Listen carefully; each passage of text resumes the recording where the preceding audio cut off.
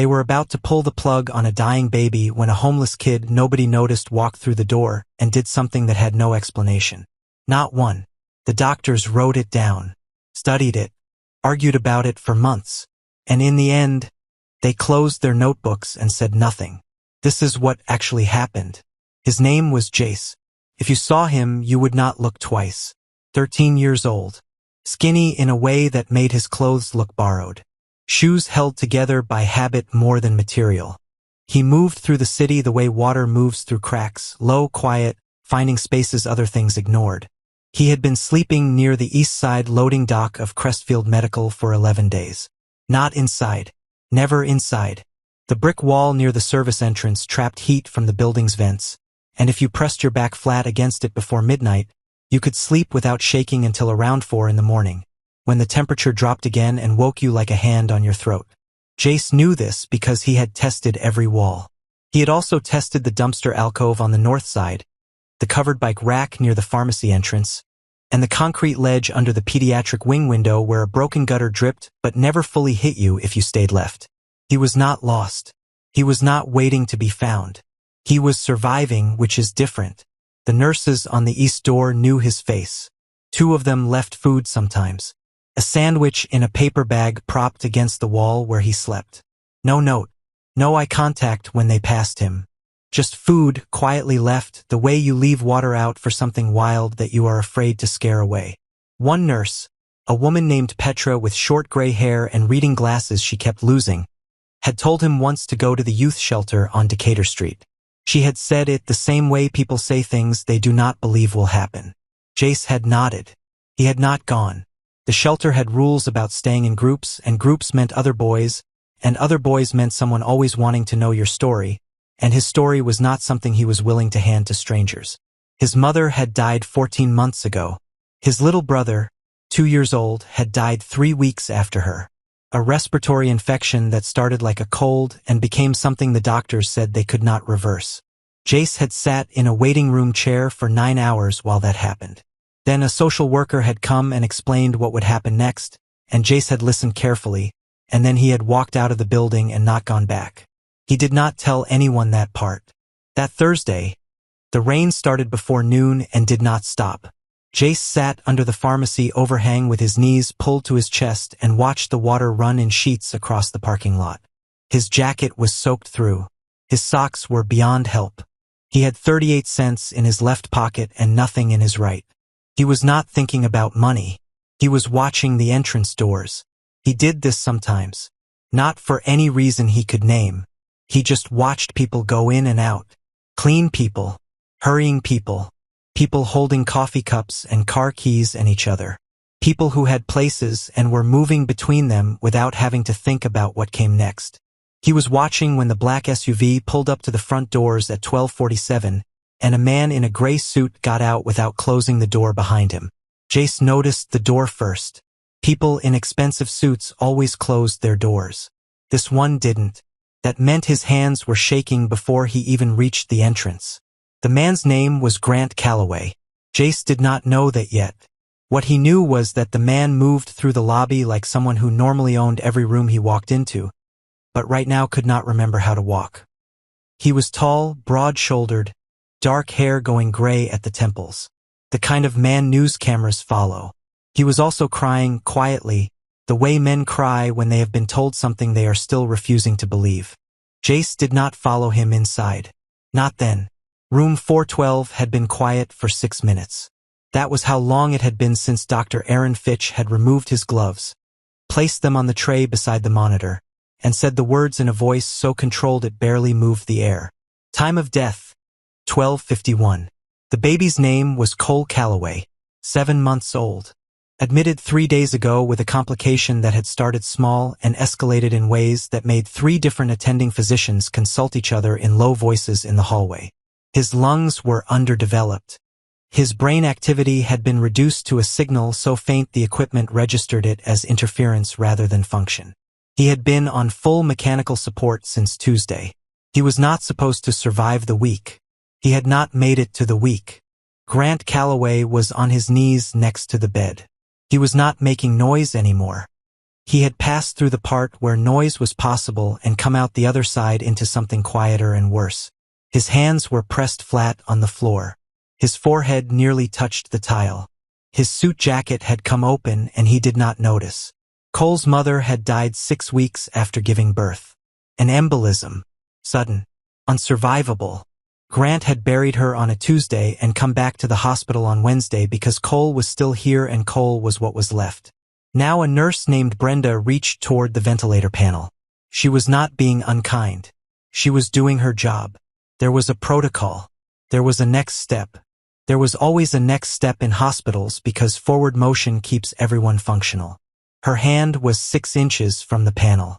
That was when the door opened. Nobody saw it happen. They were all looking at Cole or at the monitor or at Grant on the floor or at the panel Brenda was about to touch. Jace had pushed the door open with his shoulder because his hands were still in his jacket pockets from the cold. He was dripping water on the linoleum. He had not planned to come in here. He had followed the man in the gray suit because the man had left his car door open and Jace had thought, without thinking about it much, that someone should close it. He had taken the elevator because it was open. He had walked down the hall because the crying had stopped and something about the silence after crying is worse than the crying. He had pushed open room 412 because the number matched the floor indicator that had lit up when the man pressed the button. He was not supposed to be here. He knew that. He was already forming the sentence he would use to explain himself when he saw Cole's face. And stopped.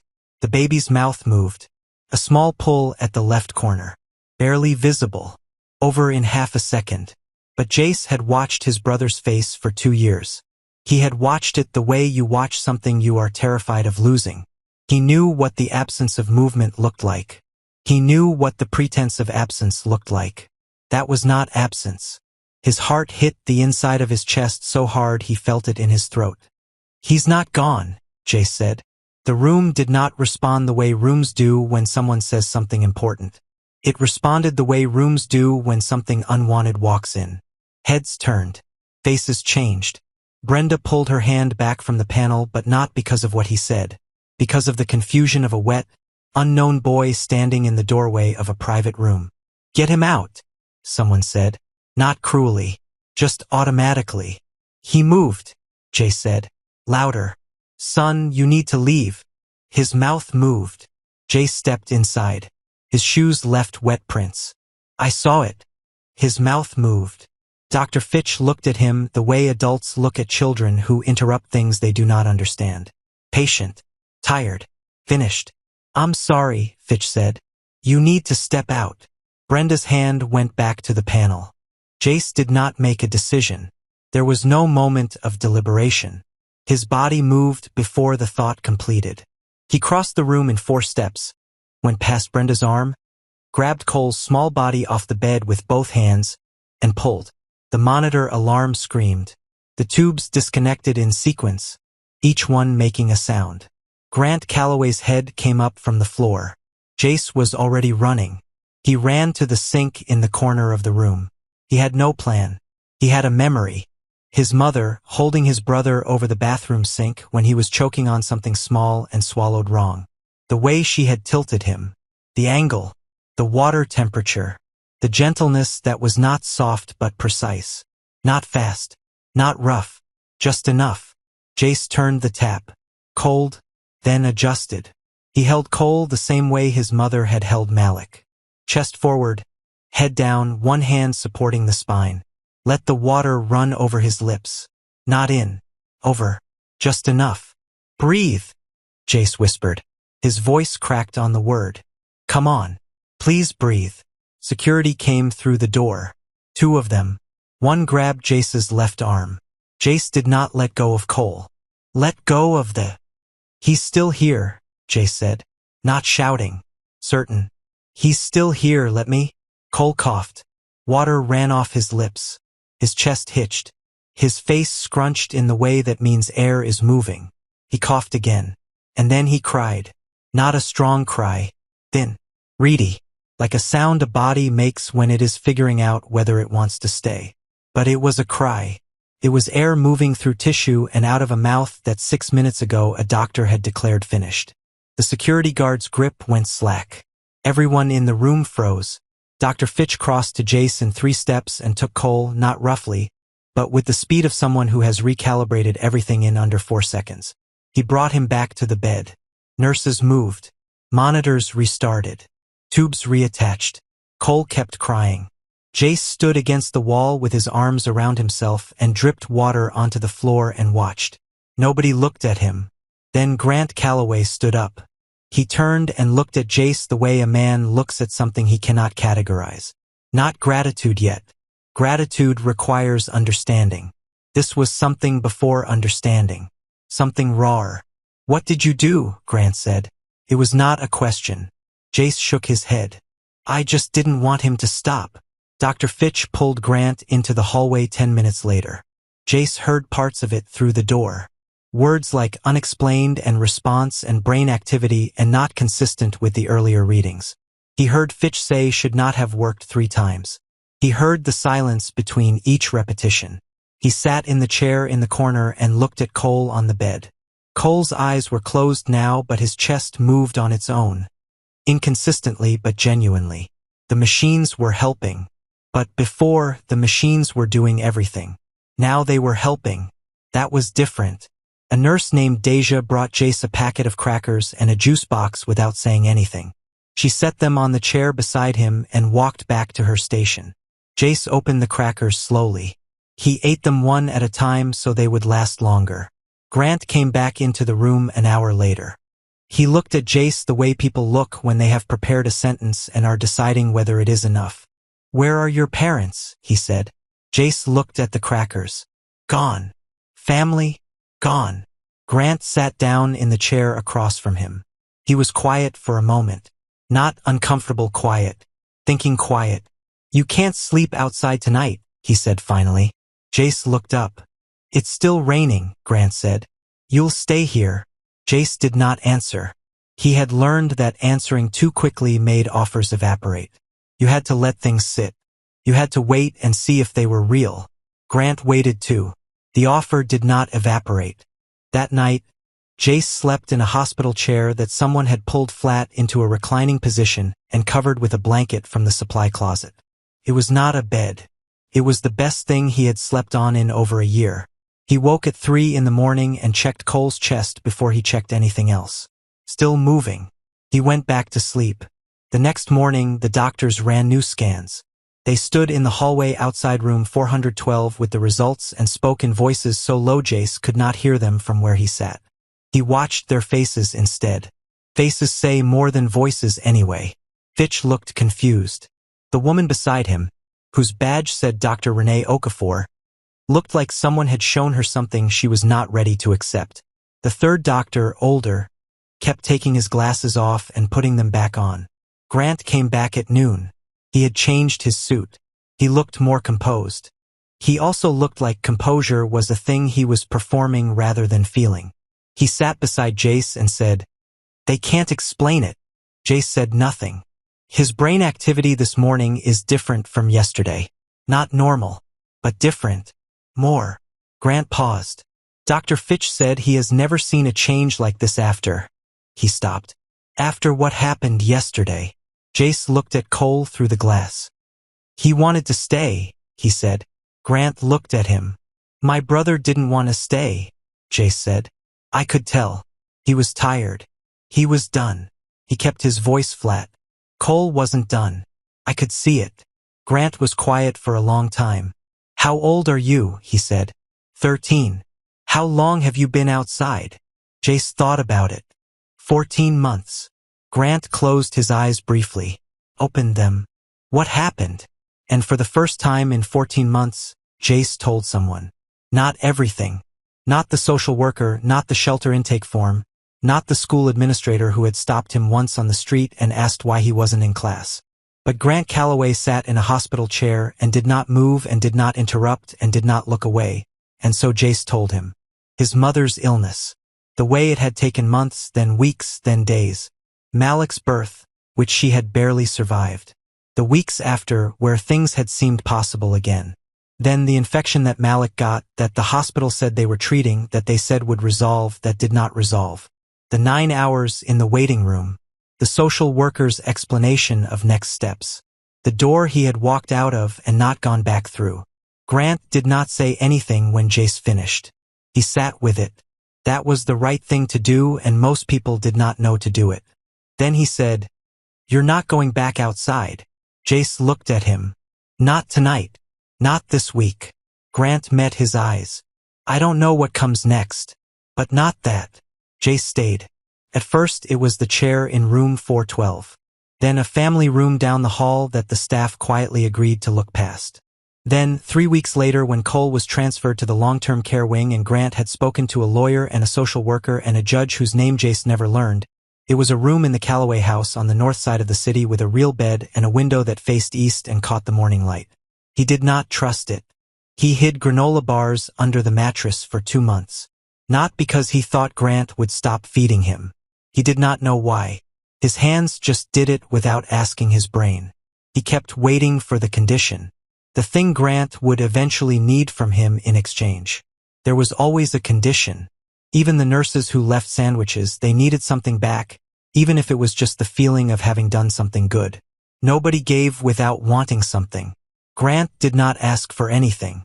That made Jace more suspicious, not less. But Cole was in the house now too. Brought home on a Tuesday with a team of in-home nurses and equipment that took up a full room. He was not healed. The doctors had been clear about that. He would need support for a long time. He might never develop typically. There were deficits.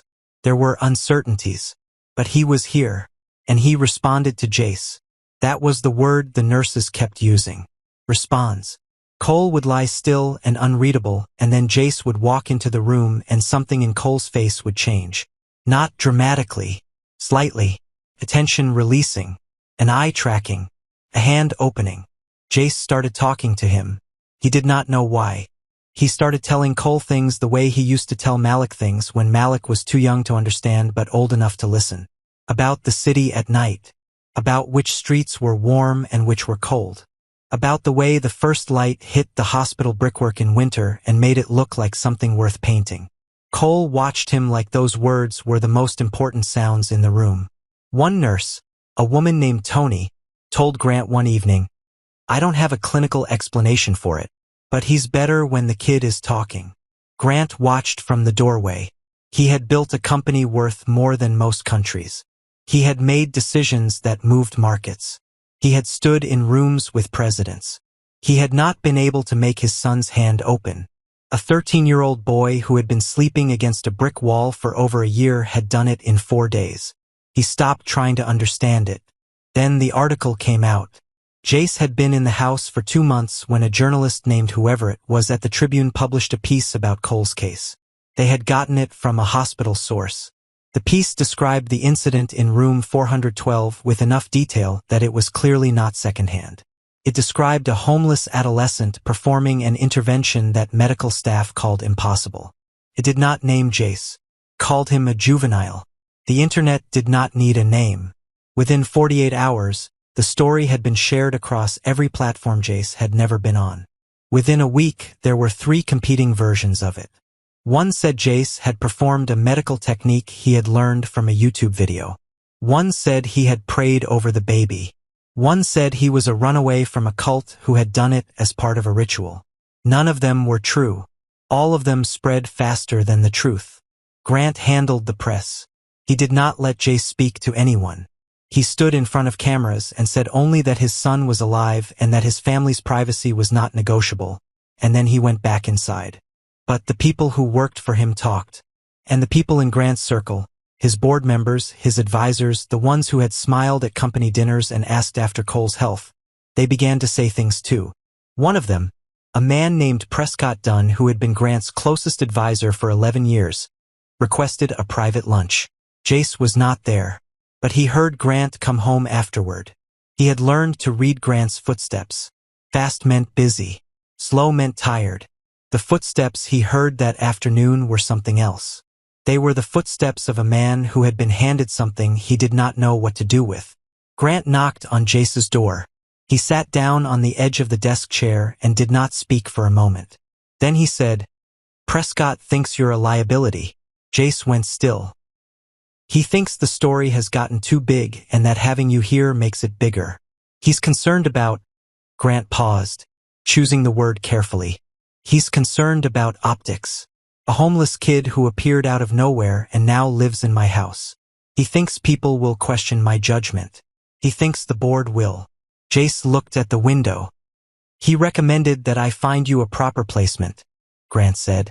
A group home, maybe a foster situation. Somewhere— He stopped again. Somewhere appropriate. Jace said nothing. He was very good at saying nothing. He had practiced it for over a year. I told him I'd think about it, Grant said. The room went cold. I told him I'd think about it, Grant repeated. Because I didn't trust myself to say what I actually wanted to say to him in that moment. Jace looked at him. Grant met his eyes. I'm not sending you anywhere. Silence. What Prescott said, Grant continued, was the most wrong thing anyone has said to me since the day a doctor told me my wife wasn't going to make it.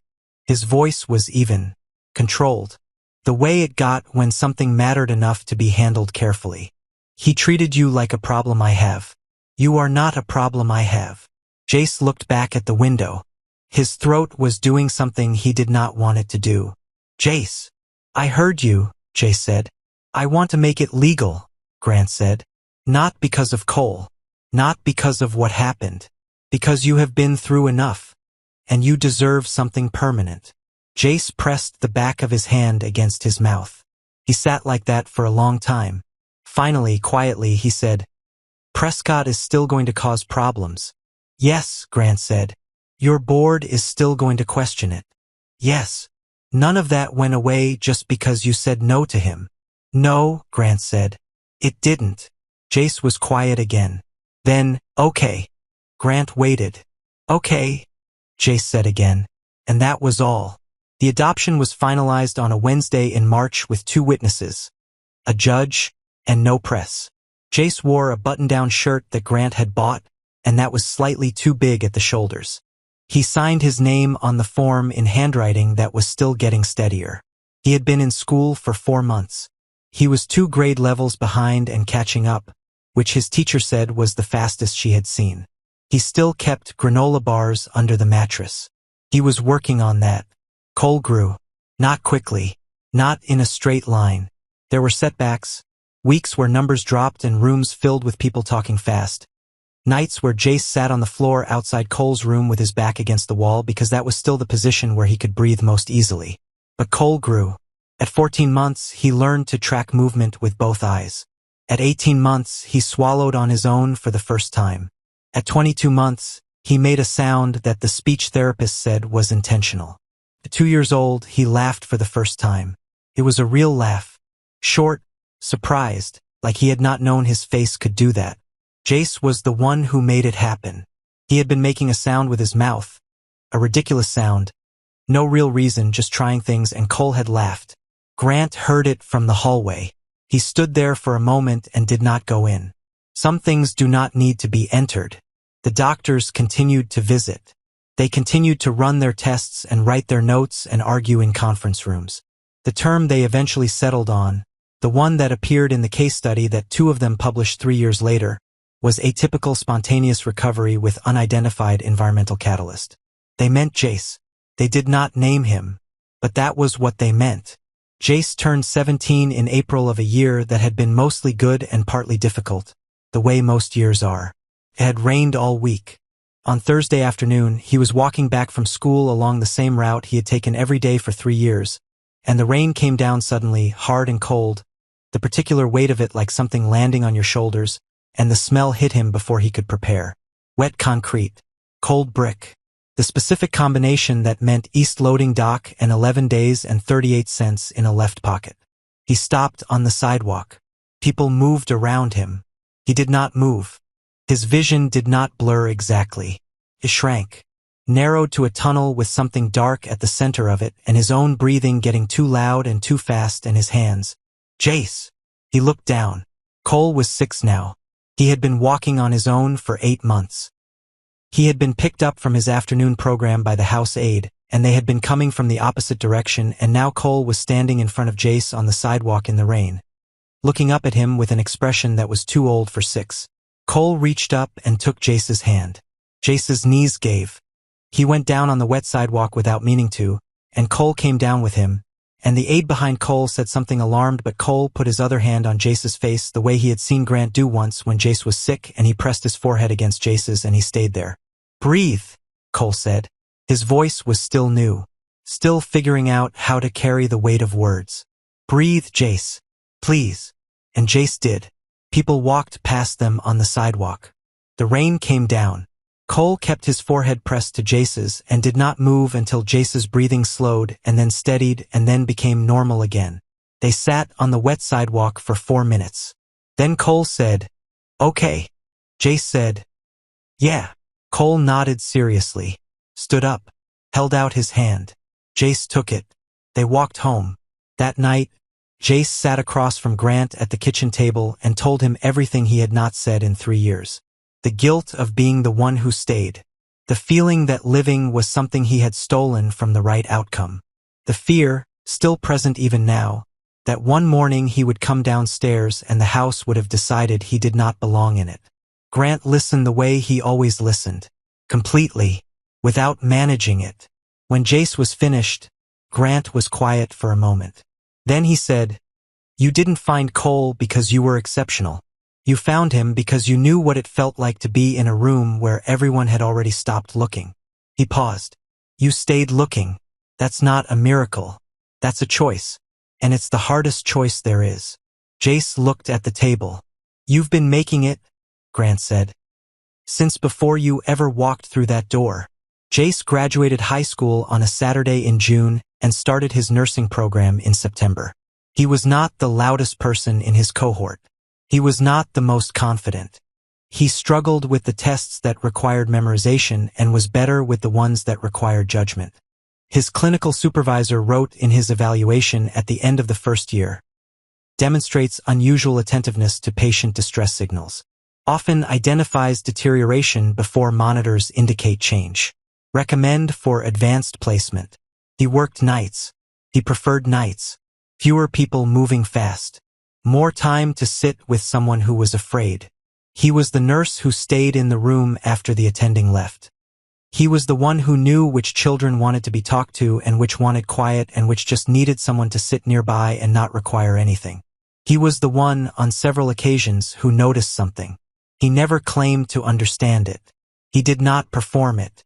He just noticed and acted, and sometimes the outcome changed. He stopped keeping track. Cole was 12 when he asked. They were in the backyard on a Sunday evening, the light going gold the way it does at the end of summer, both of them on the steps doing nothing particular. "Do you think I'd still be here?" Cole said. "If you hadn't come in?" Jace thought about it honestly. He did not give the easy answer. "I think you wanted to stay," he said finally. "I think you were already fighting. He stopped. "I just didn't leave the room." Cole considered this. "That seems like enough," he said. Jace looked at the light going down across the yard. "Yeah," he said. "I think it is." The summer evening went on. No cameras. No one watching. Nothing louder than the wind moving through the trees and the ordinary sound of two people existing, quietly, in a world that had given them both reasons to be gone from it. They were still here. That was everything. That was, in the end, the only miracle that was ever real. Not the moment in room 412. Not the scans that made doctors go silent. Not the case study published under carefully neutral language in a journal no one outside medicine would read. Just this. Two people on a step in the evening light, still here, still choosing it. The boy the world released had refused to release the world back. And the world, without knowing it, had been held up by the hands of someone it never bothered to see.